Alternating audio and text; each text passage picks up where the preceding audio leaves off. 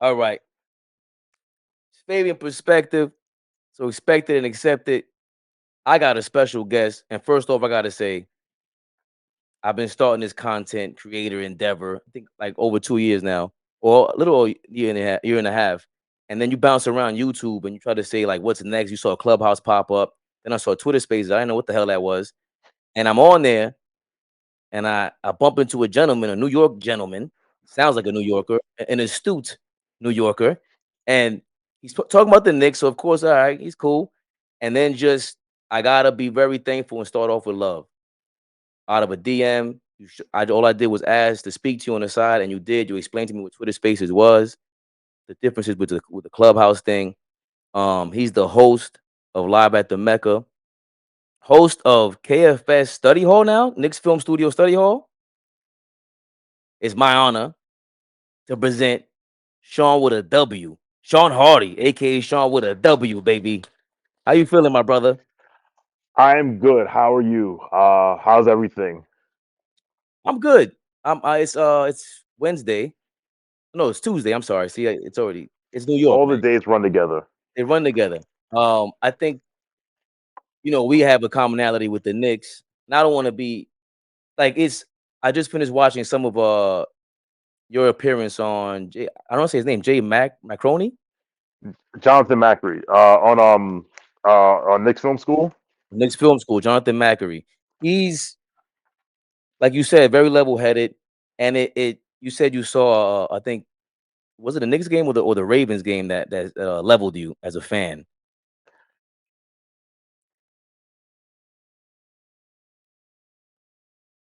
Yo, the Oops, mic I was talking on mute. I was talking on mute. It got I was it was the 2011 AFC Championship game that changed how I look at sports forever. So yeah, it was that game. and we're back in the middle. I mean, at least I am, and has more to do with, to be honest, when you get on Knicks Twitter and you listen and go back and forth with people. But that's where I was as a Knicks fan, and even last year, I told myself like I already told myself it's tank season by November because of what's going on. And it's not like it wasn't a literal thing for me. It was just like I don't expect much. And this year with the Knicks, we're gonna get into the Knicks thing in a second because you also touched on something else, which I always try to shout out the Dime Dropper and shout out to Jonathan Macri. That's how you say his name, Macri. Macri. Shout out to Jonathan Macri. Guy's very level headed guy.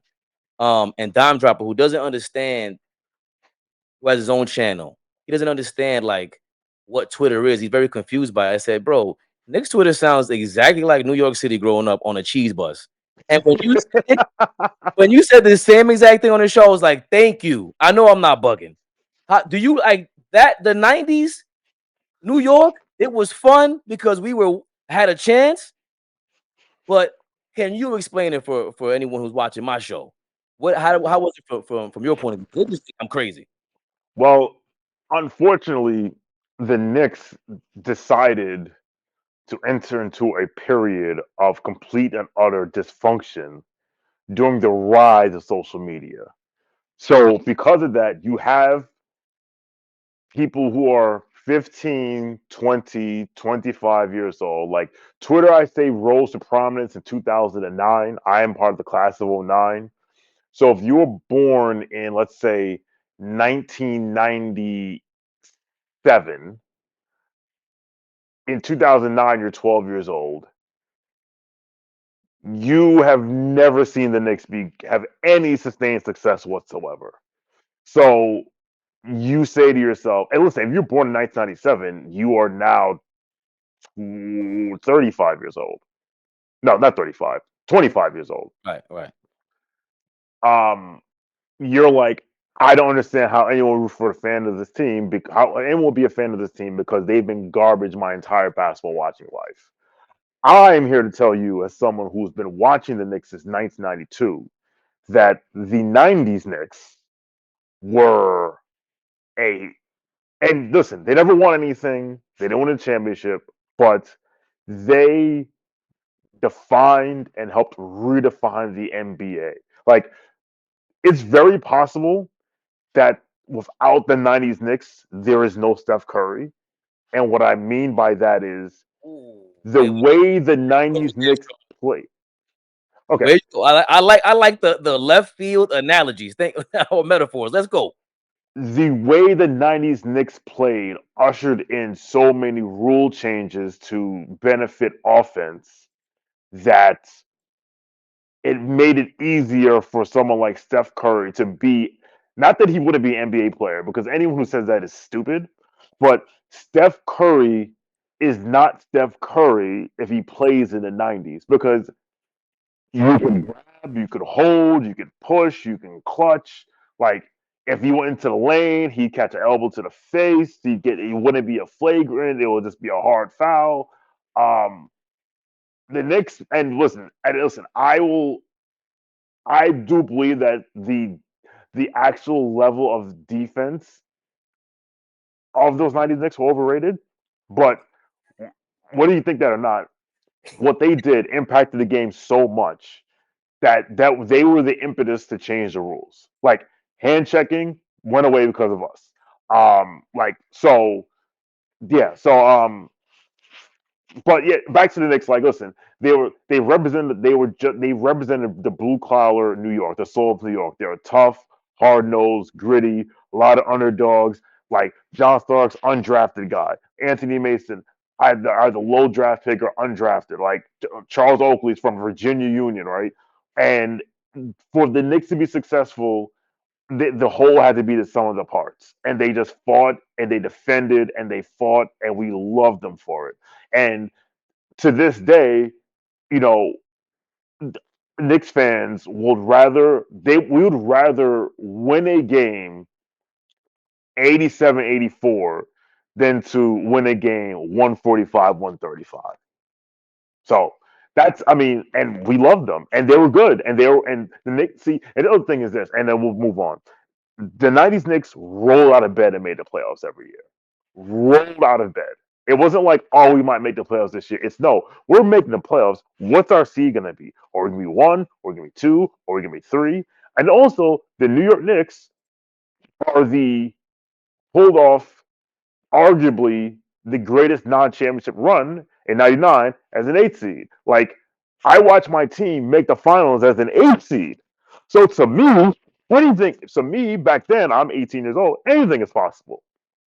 So fans of my age group, that's why we're fans, because we've seen success. And I also know that things are cyclical and what goes around eventually comes back around. Well, I think the key there, of course, is having a franchise player. And regardless of how anyone ranks Patrick Ewing now, I get the flaws. Everyone wants to say whatever about he wasn't a Akeem Olajuwon, whatever. He's still a franchise player. But the thing that you spoke to, which I always bring up, is that we had to battle the Michael Jordan fans, not the Chicago Bulls fans, because those guys are no longer around. And their kids are probably these Golden State fans that are pissing me off today. Yes. Right? So that like what the struggle with people that not understanding stand culture, because that's what that is. Michael Jordan really birthed stand culture. Like we had Magic and Bird before, but the like Mike syndrome birthed. I was an Allen Iverson fan. I had braids because of Allen Iverson. Like so, I Mhm. understand being a stand, Yeah. but at the same time, that leads me to the stand culture with the hives that we have on the Knicks now. With it used to be Franklin Lakina, used to be Kevin Knox, and it's a great thing because when they're on these teams, look at Alec Burks. He comes visiting the other day from Detroit. He gets a round of applause from the crowd. Like that's dope. But at the same time, it leads to this is the polarizing topic of the week. Is RJ Barrett a star? Is he a number one? Or as I put it, he's either a third option or he's a six man. What is your opinion about RJ Barrett? I do not know a player of his stature in the fact that he's a number three pick who has been scrutinized, but he's also an enigma. Like, okay, RJ Barrett is the highest pick the Knicks have had since Patrick Ewing. Like a lot of people don't know, the Knicks moved up in the first draft and have not moved up since. And after 1 year, basketball Twitter decided that he wasn't any good because what basketball Twitter does is that they see the guy that they see the guy that pops off immediately, like a John Morant, and they're like, okay, you don't look like this guy, you suck. Or they see someone like Tyler Hero, who is dropped in a perfect situation to come off the bench for a well run organization and say, well, wait a minute, how come you're not doing what he's doing? You must suck. And there's no nuance and context and nuance be damned. Um, I do think that there are things that RJ Barrett has done, particularly this season, have been frustrating because I spent his entire career defending him to these ass clowns out here that said he was trash. Um, but I think it's fair to say he's not going to be the best player on a championship team. He could be anywhere between 2, 3, or 4. And if you're the fourth best player, you're probably a six man. I don't know yet because, and I said this on the Knicks Film School podcast that I was on. Most franchises, when they draft someone third overall, they say, "You are a franchise player. We're building around you."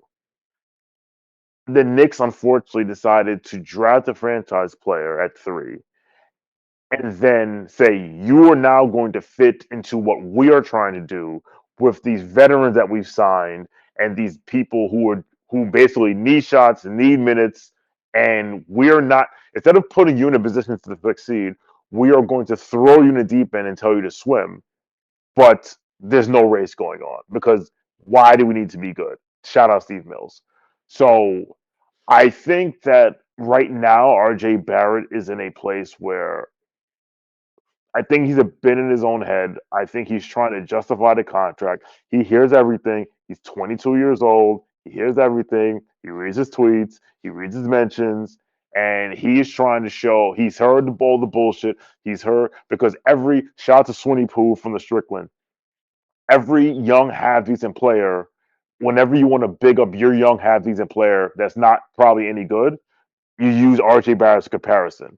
Like, why is like Jordan Poole better than RJ Barrett? Desmond Bain better than RJ Barrett. Dylan Brooks better than RJ Barrett. Who else? Like it's like anyone who walks and chews gum at the same time that's under the age of 23. It's like I'm comparing to RJ Barrett.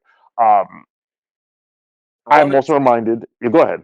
No, I understand the Jordan Poole uh comparison because they're in the same draft and he's later on in the first round. Okay, I get that. But that's totally unfair. So everything you just mentioned, I think is okay as long as we put it all in the same spectrum. But I think probably the problem with basketball Twitter is it's 140 characters as of right now, Elon Musk.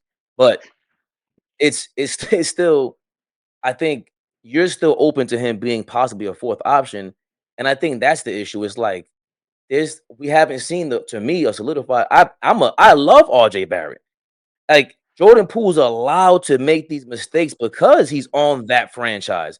RJ Barrett, I feel like the fans, his stands are taking it as if we're not allowing him to make mistakes, and that's just not true. I will say this though. Not last season, 2 seasons ago, Jordan Poole was arguably the worst player in the NBA. And not by me, he was considered by people in his I heard this I actually heard this today on a podcast. Like people in the Golden State organization thought that he was the worst player in the NBA. Like Jordan Poole was in the G League, like, right? But he's also in an organization that, again, puts their players in the best positions to succeed. Now, here's what I'll say about the RJ stands, and I'll give them a bly. We have, and I don't know if I consider myself a stan, but I'm definitely a big supporter of his. He's the only current Nick whose jersey I own. They have spent the better part of 3 years, no, 3 years, and now into year 4, defending him, but everyone calling him garbage. Because listen, if RJ Barrett was doing what he was doing in another uniform, they'd be seen as, oh, you are this. Oh, look at what he's doing for Charlotte. Oh, look what he's doing for Utah. He's this young and up and coming player. If he was on a different team, whatever. But because he has on a Knicks jersey, the heaviest jersey in the league, it's you good. You're not any good. Because remember, most of these people have never seen the Knicks be any good. So it's like, well, they're wired to think, well, you can't. You're a Knick. You can't be that good. Where they do go too far is the people who say he's a multi-time All-Star, future All NBA, da da da. It's like, no, I don't think he is. But that's okay. Right. But it's like if he's not that, he's a bust, and we don't want to have a bust. It's like, no, he's not a bust. But you know what? You can be a bust and be successful. Andrew Wiggins is a bust. You know why? Because he's picked number one, and he's no longer the team that picked him number one. And he's way more. The, Wait. He's not just number one. Like Giannis, we would look at him a little bit differently if he didn't work on his skills either. Wiggins felt like, I mean, and that's another organization that was just, you talk about trash. The Timberwolves are trash. They are absolute trash. And you see it, and I think that's what people feel like they're going to see an Andrew Wiggins turnaround if Barrett goes to a Golden State or something like that. I just don't see it. I think the natural talent for a Wiggins, for Obi Toppin, like we could go there in a second, but the Obi Toppins of the world, Jericho Sims, these are just natural talents, super talents. Not saying he's going to be a superstar, but that's super athleticism. He's worked on his game, a 3-point shot. That's damn. Why isn't he in the starting lineup? But I expected more out of Wiggins because, like you said, it's not just number one. There's something there when we watch it. That's automatic. And for Barrett, it's sometimes it's there. It's inconsistent. We heard what Jimmy Butler said last year. He felt it, but at the same time, it's not. I think we got a bunch of third options and six men on our team. We got a bunch of twos and threes like zone defenses. Like we don't have a star, but the space between player number 2 and player number 10 is not that wide, and this is our problem. Like we have too many players in our rotation.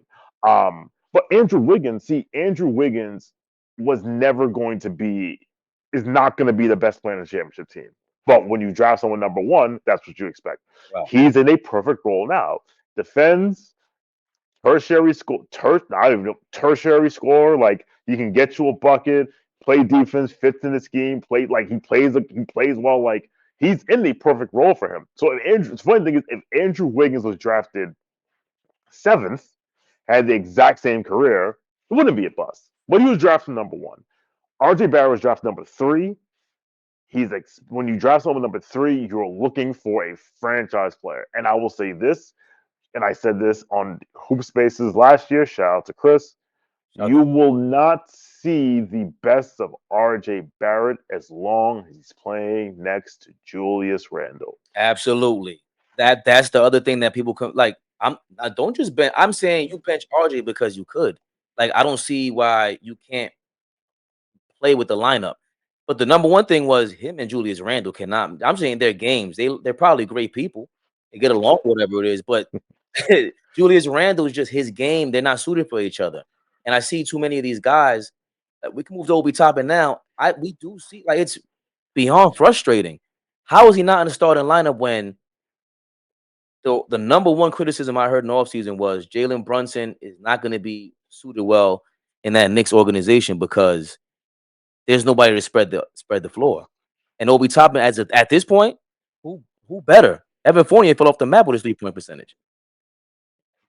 Well, the Knicks currently employ a head coach who, unless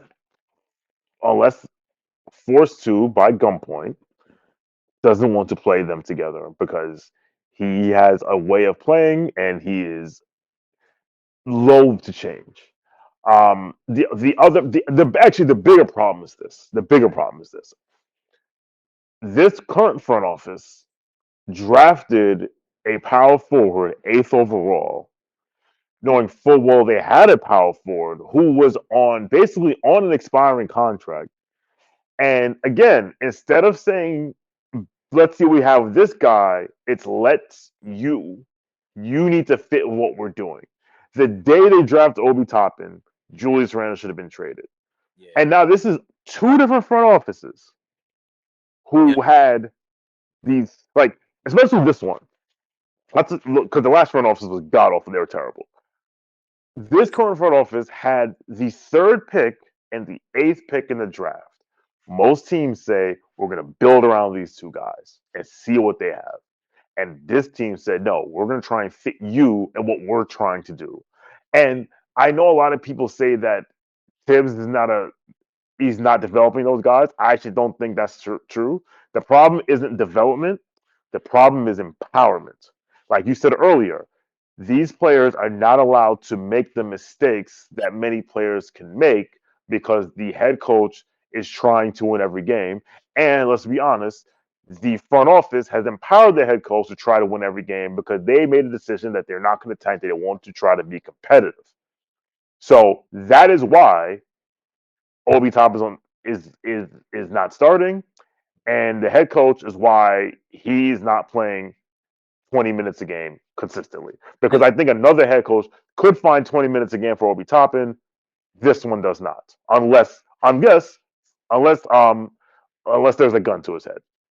I think that's the Leon Rose La Familia going on, right? Because it's come on now. His son is Jalen Brunson's agent. Jalen Brunson's father, that's his first client. Tom Thibodeau was his client. CAA connection, we get it. It's a family, it's a mafia thing. And they just had a players only. I don't know if you read it. They had a players only meeting after the Jazz game. I'm sorry, Before the Jazz game. for the Jazz game tonight or Yeah. maybe last night after this debacle. And okay, which really, to be honest, it's not really a debacle if you're watching SGA. By the way, like I wouldn't have expectations. Oh no, the OKC game, that was a debacle. That was an absolute debacle. But okay, but I didn't. They allowed 145 points at home in regulation. That has happened 29 times in 76 years.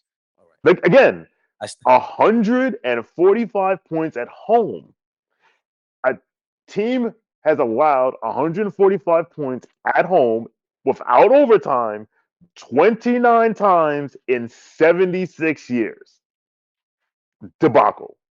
They did give up. They scored 130 in Boston last night, but I'll take the loss. I'll stand corrected. 145 is crazy. In regulation. A buck 45 is crazy. In regulation. In 48 minutes. How do we? The tweets ain't gonna help. The tweet, yeah, Shawn is his head almost hit the window. Oh, God bless the Knicks. Go ahead, sir. How do we as a fan base? I don't. The tweets don't help. We could do protests at the Garden and take over. I seen a funny ass Lakers tweet where they were going to storm the the crypto stadium if the Clippers get what you call it from the Pacers. They're talking to the Pacers about getting the center there. I forgot the center's name already.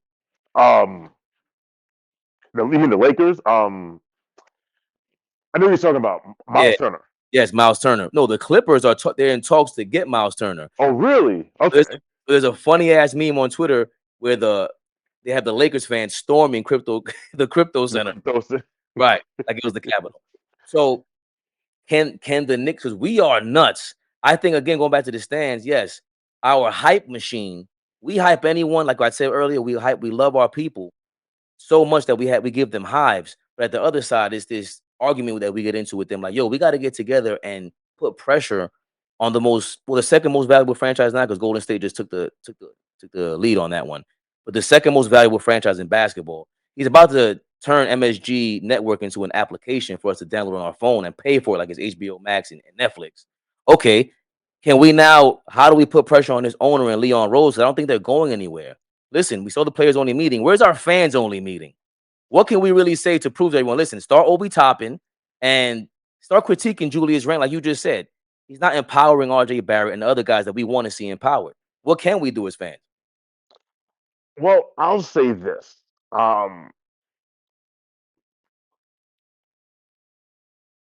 As frustrated as I am with the direction of the franchise and the direction of the front office has chosen, and I can't stand it when people say they have no direction. The direction is crystal. Can we say the F word on here?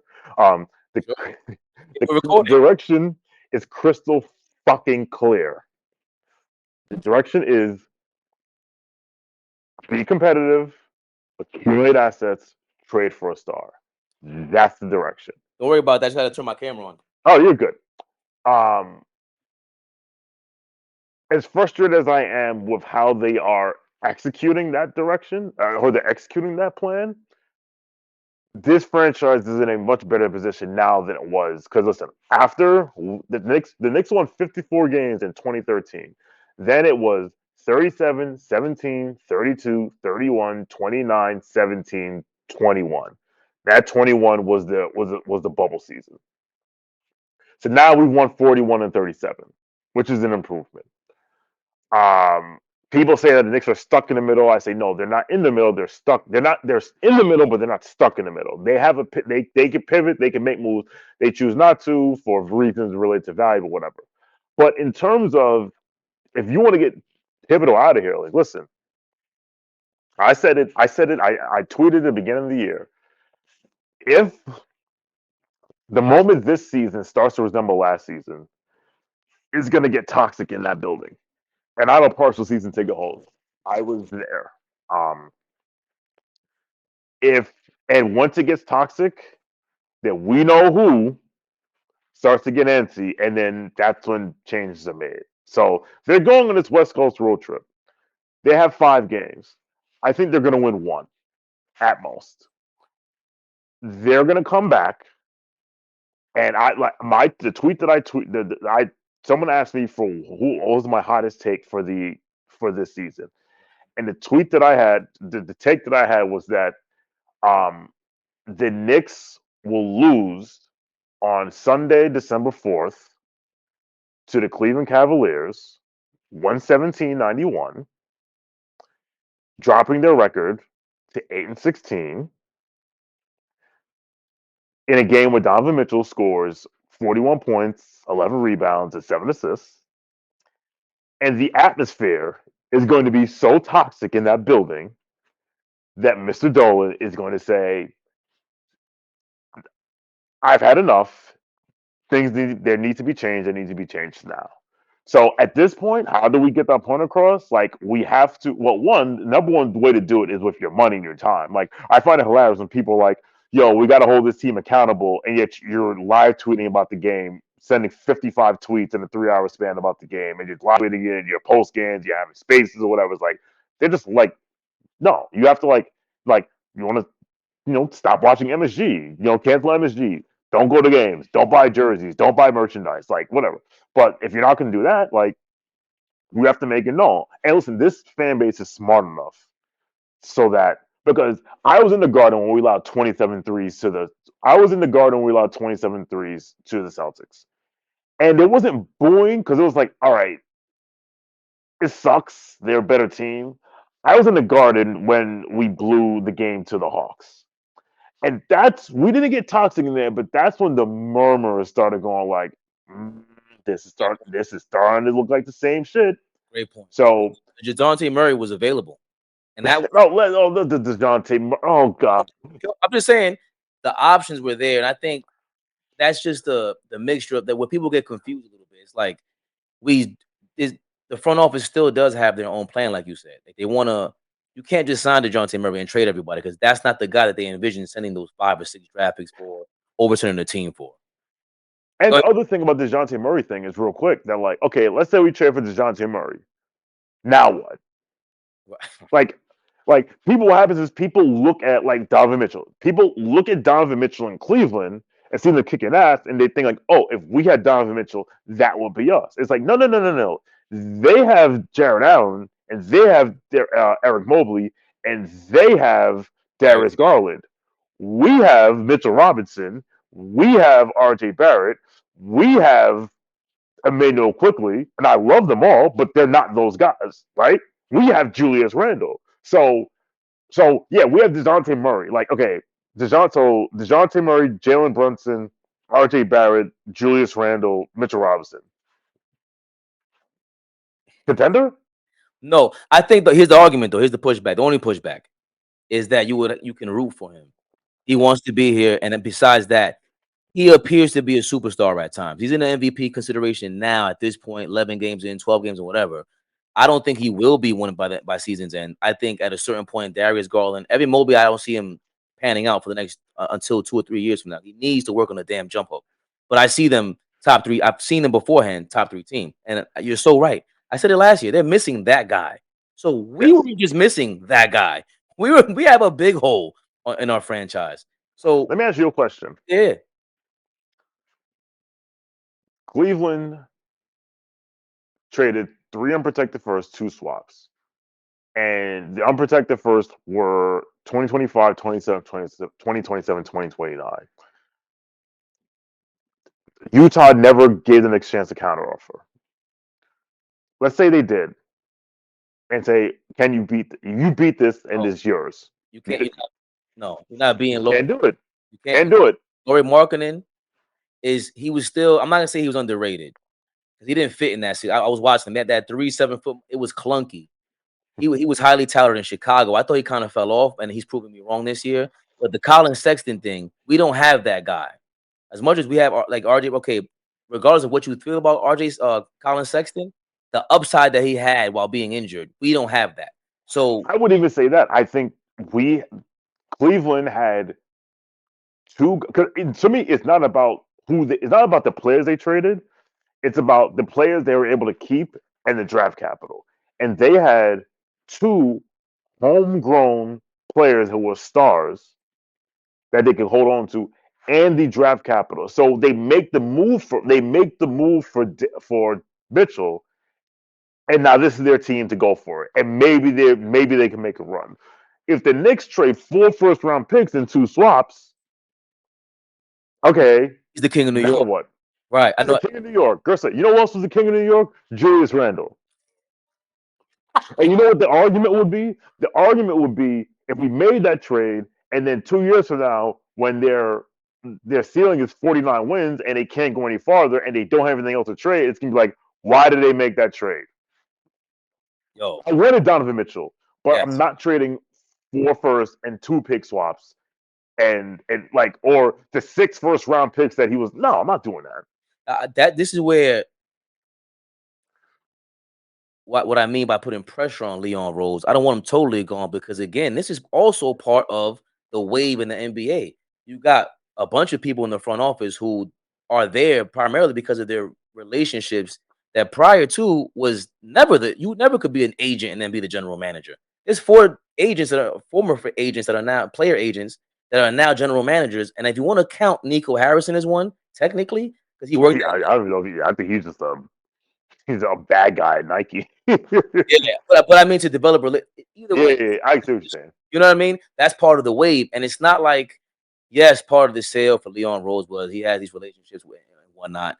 But I think that's part of getting Brunson's not a bad player. He just doesn't have the team around him to help him succeed. And I think everybody has that same issue. They don't have the complementary pieces, nor the coach to complement them either. So I'm with you with Leon Rose, but is there you because you spoke to what you liked about him with the draft picks? 'Cause I agree with that part. Do you just agree with is getting rid of Tibbs priority number one, or is there something else you think he can do? The biggest issue that I have with Leon Rose is that he is allowed. It really is his choice of Tom. It's choosing Thibodeau as the head coach because he is allowed the actions of the head coach to unnecessarily have. He's allowed the actions of the head coach to have more control over the direction of the franchise than it should. Um, you try to trade for Donovan Mitchell, and you're like, we have all these young players, and they're like, they're not that good. And like, yes, they are. It's like, well, why don't you play them more? It's like, well, again, the problem is the head coach, who everyone says he's a win now coach. He coaches to win. I say no, he doesn't coach to win. He coaches to not lose. He doesn't empower his young players enough. So what ends up happening is he listen. The only way you're not coaching to win if you lose 17 out of 20 games and you keep running out Alec Burks at point guard, who shot better from 3 than from 2 last season, which is incredible for a point guard, right? And for someone like Tibbs, who wants their point guard to put pressure on the rim, your point guard shot better from 3 than 2. Um, so you have given him full autonomy over the roster, over starting lineups, over minutes, over everything. Like these are now become organizational decisions. After the Nets game, where we blew another 20-point lead, because we couldn't stop a Cam Thomas, LaMarcus Aldridge pick and roll. Wait, you saying last year? Last year. Yes. Yeah, Yes. I'll get to Jericho Sims in a second, but he killed the Nets. But go ahead. Yeah. After that, After that game, because that was the last game before the All-Star break, what Leon should have did was, Tom, it ain't working this season. We're gonna shut these vets down. We're gonna play the kids. That's what should have happened. Because I'm not saying that if we had played the kids that they would have turned to like potential all-stars. They may have been bald and they've been terrible, right? But at least we would have known what we were working with. We would have seen we would know what we have. But we still really don't. That's the biggest problem I have. It's like you allowed the head coach to have undue influence on the path of the organization. And now you're stuck in this place because you trust the head coach and I'm pretty sure that the head coach was given assurances that they were going to try to win and they weren't going to tank and they weren't going to do any of these things. So he has let the head coach do his thing. But here we are. The Knicks are 6-7, which is not the worst thing in the world, but it's how they're 6-7. It's allowing 27 threes in a game versus the Celtics, a franchise record. It's going from having a 23, losing a game by 13, you led by 23 against the Hawks, laying a big fat stinker against Brooklyn, scoring 85 points, um, allowing three guys to hit 17 threes against Cleveland, three guys, and then allowing the Oklahoma City Thunder to score 145 points in your building in regulation. That should be Unacceptable. that's it. Because for me, I have it in this order. People think I'm nuts, but I think the players with the most star potential has to be number one is Obi. I agree. Number two, in my opinion, is Jericho Sims. And I get it, but I'm saying star as in Blake Griffin had more talent, but this guy jumps through the roof. There's a lot of things that he does that's just Yeah. amazing to me. I think Talent that's wise, he's top. Talent wise, he is very high. right. So when I speak to star potential, I'm talking about the potential I see with that. His half court game on offense is horrendous. It's worse than Mitch. Yes, bad. He can't post up. He can't pass out of the post, any high or low post. He gets confused. After he sets a pick, he gets lost. But I also believe that has to do with what you're saying. You don't have the time to go out there. Felt like he is also anxious and has a lot of anxiety. He's worried about sitting down, which he shouldn't, because Thibodeau could leave him out there for 2 quarters. But last year against the Nets, I saw what he can do against smaller lineups. He like destroys them with the time out there. What do you see the best case scenario for him, or wherever you want to Okay, go? you know the best case scenario is he's a backup center in this league. Listen, he was picked 58th in the draft. The fact that we found an NBA player with the 58th pick in the draft, everything else is a bonus. Like, yes, he's tall and he's strong and he's athletic. He gets a rebound and he does, at least when Mitch gets an offensive rebound, he tries to go up. Jericho Sims gets the rebound and kicks it back out. Like yeah. So yeah, he is he's the fact that we found an NBA player 58, that's cool. But I'm with you 100%. I think the player with the highest ceiling is Cam Reddish. But we know Cam is what? He's in the what I say the John Starks J.R. Smith range. You don't know what you're gonna get every night. That's what Yes. Cameron is, and he's really not as high as like J.R. Smith used to go off. So, but he's in that inconsistent zone. I think, but I'm with you on Obi. Like I think Obi could be a star if given 30 minutes a night, just by the way he plays, the way he moves, the way he cuts, his gravity off the ball, like his decision making, and now the 3-point shot is there. It's listen, I said at the beginning of the year, like someone said, make one bold prediction. I said one of Julius Randle or Obi Toppin will be gone by the trade deadline because this situation is no longer tenable. Like, it's not. So, what are you gonna do? I saw it in the off season, and RJ Barrett shot damn near 50% in the preseason as well from 3-pointers. So I was optimistic about that. I think Obi had a bad 3-point shooting preseason. So when he was shooting these shots, it kind of threw me off.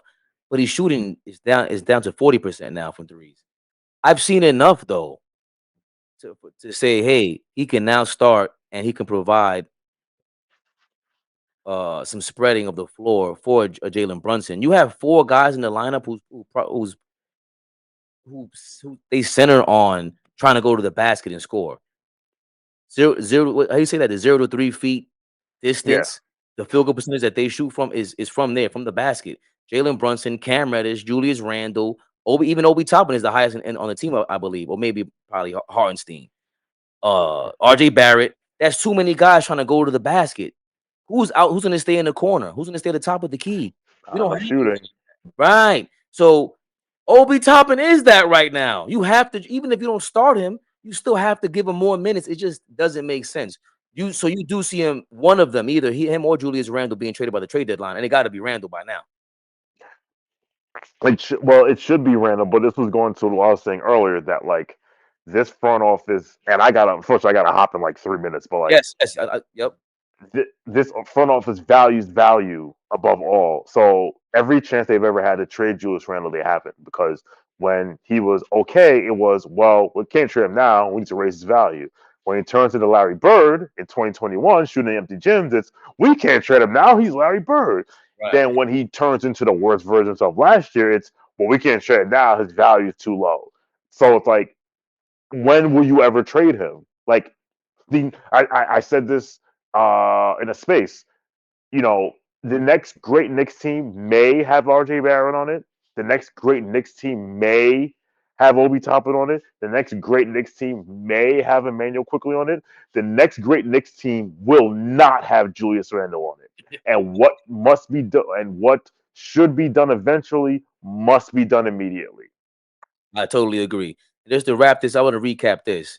The over under for us firing Tom Thibodeau is December 4th, a home game against the Cleveland Cavaliers. This, according to my special guest here, Shawn with a W. By the way, you need to patent that. That is one of the dopest names. I called it the other day when I kept repeating Shawn with a W. That is fly. Shawn with a W. Knicks Film School host, Knicks Film School Study Hall host, live at the Mecca on Knicks Twitter. Yeah. Please plug anything you may on the live right now, on the recording right now, and we could do a reel about it. Okay. Again, so I'm the host of KFS Study Hall, which as of now is every Saturday morning at 11 a.m. with myself and Chris Persianen, where we review the week that was, and then we pick a topic and then we dive in. We invite all of you to come up and share your opinions and your takes with us and tell us how smart or how stupid we are. I'm also the co-host of Live from the Mecca with myself, Cedric Shine, who also hosts KCDA, and my man Jeff J Says. That is like intermittent. That's like every 2 weeks or so. But we're going to Twitter Spaces. That one's a little bit more ratchet. It is what it is. But so that's yeah. So that's why and you can follow me on Twitter at Shawn with a W underscore. My name is Shawn with a W because my name is spelled SHAWN, but most people think that Shawn is spelled SEAN, which when you're a 4-year-old kid in the Bronx and you look at and you see how your name is phonetically spelled and you see people spell their name SEAN, you're like, wait a minute, his name is Seen. His name isn't Shawn, it's Seen. So you tell people your name is Shawn, they automatically spell SEAN, which grinds my gears. One day I was at a Starbucks and I ordered a coffee and they said, what's your name? And I said, Shawn. And I didn't feel like spelling my name. I said, how can I tell this woman how to spell my name without spelling it? And I said, what's a W? And she said, oh. And she wrote it out. And the rest is history. That is fly business. I gotta thank him again. Shawn with a W at Shawn with a W on Twitter, and I think everywhere else you have Instagram. At Shawn with a W underscore, because some jackass has Shawn with a W, and I'm gonna buy it off of him one day. You heard that.